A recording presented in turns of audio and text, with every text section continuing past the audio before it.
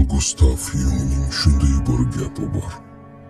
Hech kim boshqa birovni muhokama qiladigan darajada mukammal emas. Hayotda hammamiz xato qilamiz. Kamchiliklarimiz, nuqsonlarimiz, noto'g'ri qarorlarimiz bor. Hech kim mukammal emas.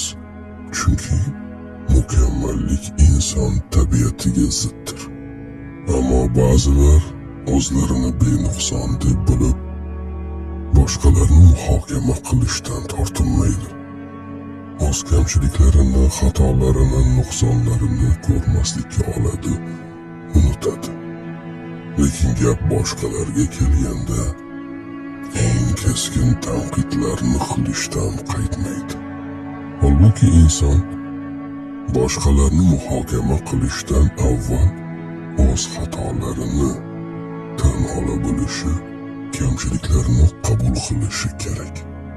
Boshqalarning nuqsonlariga e'tibor qaratish o'rniga inson o'zini takomillashtirishga harakat qilishi lozim. Chunki asl fazilat xatolarni ko'rib muhokama qilish emas, balki xatolarni tushunib yaxshiroq inson bo'la olishdir.